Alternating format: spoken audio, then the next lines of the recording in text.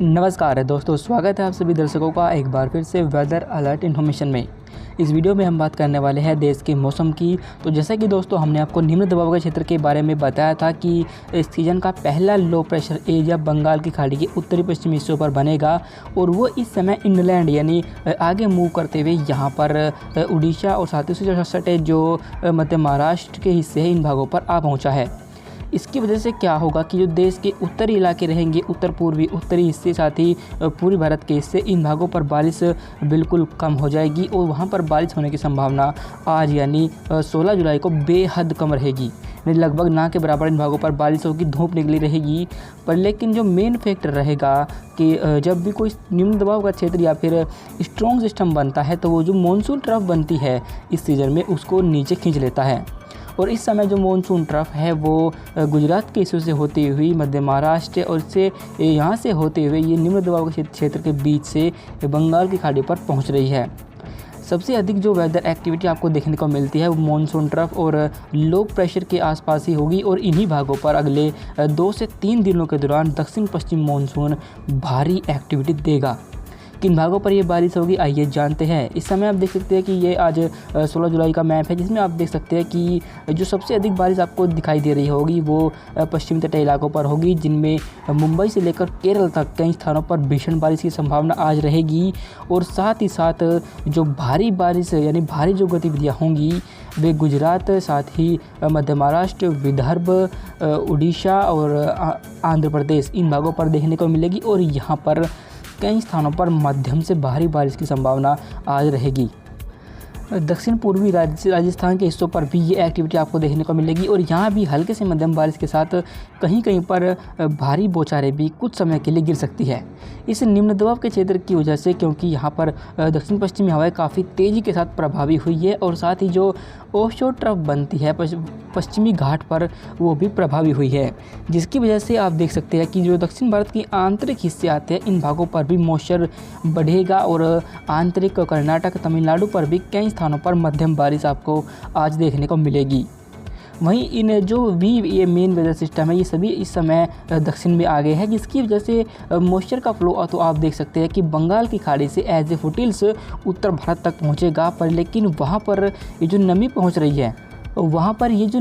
रही है ये नमी बादल के रूप में बदल सके, बारिश हो सके, इस तरह का इसलिए कोई भी वेदर सिस्टम वहाँ पर नहीं है, जिसकी वजह से वहाँ पर हवाओं में तो नमी रहेगी पर लेकिन बारिश की संभावनाएं उन भागों पर कम रहेगी। पर आपको बता दें कि दिल्ली, साथ ही पश्चिमी उत्तर प्रदेश और जो उत्तराखंड, जो पश्चिमी यूपी उत्तराखंड से सटे हुआ हिस्सा आता है, यहाँ पर आपको कुछ वेदर एक्टिविटी आज देखने को मिलेगी और ये बारिश दोपहर या फिर शाम के समय ही होगी। पर लेकिन ये कोई हैवी रेन नहीं होंगी, लोकलाइज वेदर एक्टिविटी हो सकती है जिसमें कहीं तो बारिश होती है पर लेकिन कुछ कहीं जो एक हिस्सा होता है वहाँ पर बारिश बिल्कुल नहीं होती और धूप निकली रहती है। बाकी जम्मू कश्मीर, हिमाचल प्रदेश, पंजाब, हरियाणा के पश्चिमी हिस्से और राजस्थान इन भागों पर तमाम हिस्सों पर मौसम साफ रहेगा और इन भागों पर एक्टिविटी होने की संभावनाएं बेहद कम है। ऐसी ही एक्टिविटी आपको पूर्वी भारत के हिस्सों पर देखने को मिलेगी। पूर्वी उत्तर प्रदेश, बिहार पर भी बारिश नहीं होगी पर लेकिन पश्चिम बंगाल और झारखंड पर कुछ स्थानों पर हल्की बारिश से इनकार हम नहीं करेंगे। पूर्वोत्तर भारत पर जो बारिश पहले हो रही थी वो अब बंद हो जाएगी, क्योंकि इन भागों पर जो मॉइस्चर पहले पहुंच रहा था, एक चक्रवाती हवा का क्षेत्र बना हुआ था, साथ ही बंगाल की खाड़ी से भारी मात्रा में यहाँ मॉइस्चर पहुंचा था, जिसकी वजह से यहाँ पर बारिश हुई थी। पर लेकिन अब इन भागों पर बारिश कम हो जाएगी, पर फिर भी इन भागों पर हल्के से मध्यम बारिश के साथ कुछ स्थानों पर कुछ समय के लिए भारी मानसूनी एक्टिविटी से हम इनकार नहीं कर सकते। यहाँ पर ऐसी गतिविधियाँ होने की संभावना आज भी रहेगी। इसके बाद हम और आगे बढ़े और 17 जुलाई के मौसम पर नज़र डालें, यानी कल के। तो कल जो एक्टिविटी होगी वो, क्योंकि ये निम्न दबाव का क्षेत्र थोड़ा कमज़ोर हो जाएगा और एक चक्रवाती हवा के क्षेत्र के रूप में गुजरात के काफ़ी करीब आ पहुँचेगा,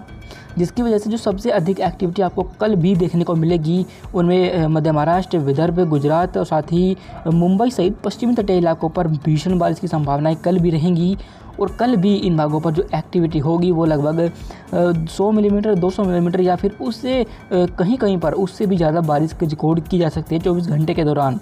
इतनी अधिक बारिश होने की वजह से वहाँ पर जल जमाव और अचानक बाढ़ जैसी संभावनाएं बन सकती है। इसलिए लोगों को हिदायत दी जाती है कि उन भागों पर जो नदी, नहरें और नाले हैं उन भागों से उनसे काफ़ी दूर रहे। इसके बाद धीरे धीरे जब ये सिस्टम कमज़ोर होने लगेगा तो इन भागों पर बारिश कम हो जाएगी और एक बार फिर से जो मानसून ट्रफ होती है यानी एक्सिस ऑफ मानसून ट्रफ वो एक बार फिर से उत्तर की तरफ रुख करना शुरू करेगी। क्योंकि जब भी कोई weather system strong weather system बनता है, हमने आपको बताया है कि वो मानसून ट्रफ को दक्षिण में खींच लेता है और जैसे ये सिस्टम अब कमज़ोर होगा तो एक बार फिर से मानसून ट्रफ उत्तर का रुख करेगी और जिसकी वजह से इन भागों से तो बारिश कम हो जाएगी, पर लेकिन उत्तर भारत और पूर्वी भारत के हिस्सों पर बारिश एक बार फिर जोर पकड़ेगी।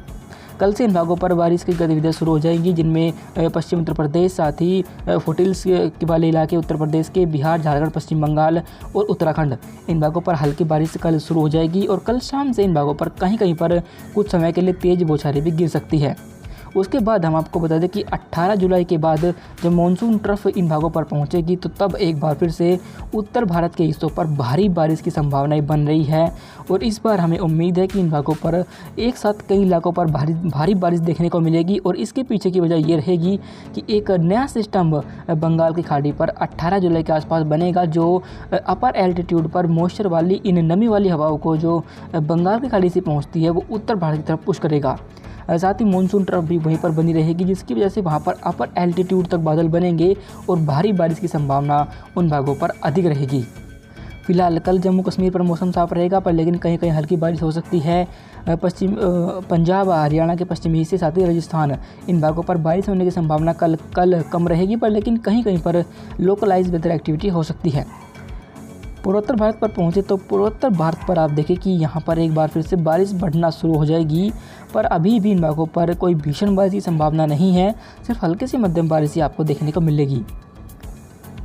दक्षिण भारत के राज्यों पर पहुँचे तो इन भागों पर, क्योंकि ये सिस्टम अब कमज़ोर हो चुका है, निम्न दबाव का क्षेत्र, इसलिए अब दक्षिण भारत की आंतरिक हिस्सों पर बारिश कम हो जाएगी, जिनमें आंतरिक कर्नाटक, तमिलनाडु पर सिर्फ कहीं कहीं पर आपको हल्की बारिश देखने को कल मिल सकती है। मध्य भारत के हिस्सों पर भी बारिश का इंतजार लोगों को अभी भी बना हुआ है। उन भागों पर भी अभी तक कोई ऐसी वेदर एक्टिविटी देखने को नहीं मिली कि एक साथ मध्य प्रदेश के एक बड़े इलाके पर बारिश हो, जैसे कि इन भागों पर होती है और बाढ़ जैसे हालात उन भागों पर बन जाते हैं। पर लेकिन हमारे पास आपके लिए एक राहत की खबर है कि जल्द ही एक नया सिस्टम बंगाल की खाड़ी पर बनेगा और उसका जो ट्रैक रहेगा वो मध्य प्रदेश के ऊपर से ही अभी दिखाई दे रहा है, जिसकी वजह से मध्य प्रदेश के एक बड़े इलाके पर आपको बारिश देखने को मिल सकती है। उसके बारे में हम आपको लगातार अपडेट करते रहेंगे, हमारे चैनल के साथ बने रहिएगा। फिलहाल मध्य प्रदेश के हिस्सों पर कल सिर्फ दक्षिण मध्य प्रदेश और पश्चिमी मध्य प्रदेश पर हल्के से मध्यम बारिश होगी। पूर्वी और उत्तरी मध्य प्रदेश पर बारिश होने की संभावना कम रहेगी।